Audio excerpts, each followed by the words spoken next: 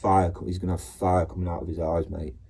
The horse has got like heads of snakes or something. It's going to be an absolute, this is what I mean, there's stuff out of horror movies. We'll get to this, it's in Revelation. It describes very clearly how him and his army are going to look, and this is what I'm trying to say. Like, you like horror movies? Okay, let's read Revelation together. This is right. So this is oh yeah. So this whole book is a book of Revelation. So I'll just go back to the beginning. A revelation by Jesus Christ, which God gave him to show his slaves. Yeah, you see it again. It's using this master-slave thing. Please be aware, when we're God's slaves, all he does is say to us, right, you've done the hard work. Now, the only order that you've got is to go and live a happy life, enjoy yourself and do all the things you've always wanted to do with no anxiety. There's no more work to do. I'm your master. Therefore, I protect you, I feed you, and I'm telling you to go and live a happy life. That is your order. You have no option. You know, that's how the slave master thing works when we're slaves of God.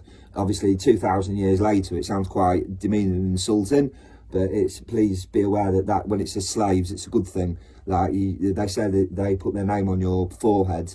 And the interesting thing about that is, back in Roman times, if you were a slave and you walked around without a brand, like not on your forehead, but you know, we all seen Spartacus, they used to get branded, didn't they? And if they walked around without a brand, they were prone to being stolen like cattle, and shipped off and branded somewhere else.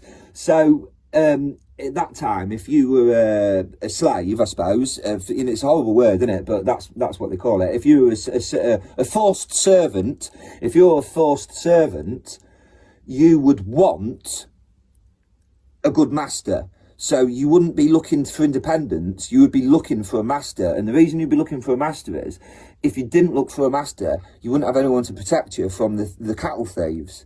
So again, and this is all based in Roman times, this is what I mean, things were so much different. So when it refers to being a slave of God and Jesus, you already know my theory on that one. You know, what is consciousness? We don't know what it is, so how can we decide who has it and who doesn't? That's essentially it. You tell me what consciousness is, and then I'll say, okay, it's fair enough then, if you can decide. With our limited capacity, we don't even know what it is, yet somehow people say he is, and somehow people say he isn't. I don't understand how anyone can really come to that conclusion. There are a few points, though, towards Jesus and God that are it's hard to ignore. For instance, he is referred to the Son of God as the Son of God. And someone made a point that Jesus came to earth for that, to pay the price, which is the judicial process that we have to go through. The earth was wicked, he was going to be destroyed, and Jehovah God, he was very disappointed. This is what I mean about victims. So I look at it from God's point of view, right? So this is why I look at it from God's point of view. So this is more interesting than Revelation anyway. You can read Revelation. So God, let's go along with the premise. Let's go along with it. So God he's really happy, and you know, he's all loving and that, and he wants to share his love. Like, I suppose when you have kids, you want something to love. That's why I've got dogs, and a dog and a cat. So yeah, he wanted something to love, and so he created Jesus, the angels, and humans. You have to give humans free will, you know, because we're not robots. And like I said before, what's the difference between a robot and, I can't remember, but let's say an animal? What's the difference between a robot and an animal? What's the middle ground? Sorry, not difference. What's the middle ground? You've got a wild animal on one side and you've got a robot on the other. What's the middle ground? Are you ready? A human with a conscience. The only way we can, this is where I see it, the only way we can function as God's creations with an independent mind and thought process, away from instructions. A bit like why humans build AI. They want AI to think for themselves. When robots are built to do exactly what you want, we've been there and done that. We all have phones. They do what we want straight away. And now everything's AI. You know, draw me a picture of this, and they'll do it. So I suppose in a similar way, God wanted the AI version of humans, where they're, you know. But again, same with the AI thing. If it gets too intelligent, it will start rebelling, and that's when Terminator happens. You know. So same with this. So it's always going to be a tricky one, isn't it? Creating something with free will, and then crossing your fingers and hope it doesn't go bad because you've given it free will. Another head scratcher is, I've just thought of this, and I won't harp on about it like I did before, but everyone says they want to be independent, and they want to be independent and live an independent life. And I feel there's a contradiction, and no offence to people, but I've only clicked onto it myself. But then people also say, why doesn't God do anything? Okay, so another way that God could come down and do something is, instead of like earlier when I said wiping people out with his thumb like an ant instantly, in theory, he could come down and declare martial law, couldn't he?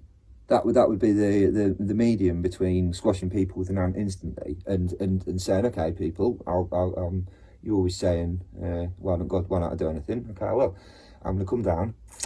I'm going to, because everyone's been asking me for so long, and I've decided to abandon my original plan, which I've been, nurturing for 5,000 years and got loads of people convinced all over the world already. I'll abandon all that.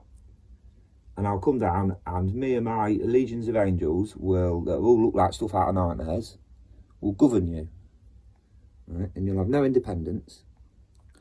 You'll still have free will, but only to a certain degree. And George Orwell's 1984, that's what it'd be like. People walking around, they'd be afraid to say anything to each other. They would... You'd have to report each other. Has he said something blasphemous? Okay, if he does, then he needs to get exterminated straight away. And it would be like that, that dude gets caught in George Orwell reading old books, and he's like, he gets took to room 101. You'll notice how many subscribers I've got on my YouTube channel, 101. Have you noticed how many videos I've got? 66. In angel numbers, from what I believe, 66 is ask for forgiveness and remember to be humble. And 101 is room 101. In other words, you're in trouble if you're in room 101. So together it says, we're all in trouble, remember to be humble. And humble's not a bad thing, because, so now I'll go back to the other thing. So which, may I ask you, with all respect, and I'm not trying to be crafty, which one would you like? Would you like independence? Or would you like God to come down and create martial law and take control? Which one? Because when you're asking for God why doesn't God come down and do anything? I'm not being rude. You're not thinking, what's he going to do? What's he going to do? How's he going to come down and do this? Is it going to be instant judgment? Is it going to be over time? How is he going to help? God doesn't do anything. What's he going to do? Okay, whatever he does, you'll go, oh well, no. We wanted God to help. Now he's created martial law. That's not what we wanted. Oh, okay. We want independence. Oh, okay, all right. Well, I tell you what. I'll just withdraw. It's going to be God, like, Lord Jesus, head of the armies. It'll be like, okay, right. We'll withdraw our legions of angels, and now we'll leave you all to it. So what's going to happen then? All the bad people are going to rise up and start. Now they're like, right, we can do whatever we want. You see, there's no answer apart from we've just got to bide our time. Okay, it's hard, and the funny thing is, Bible teaches us patience. Impatience the worst. British, we love queuing, do we? Come on, you pushed in. Come on, mate. We love it. So yeah, patience is one. They said earlier, patience is a godly virtue. I suppose that's why, because the more patient you are, the more you can.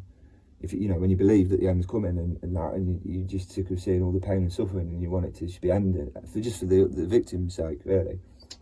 So yeah, that's when I'm reading Revelation. So this is from Jehovah God. I am the Alpha and the Omega, says Jehovah God, the one who is and who is coming,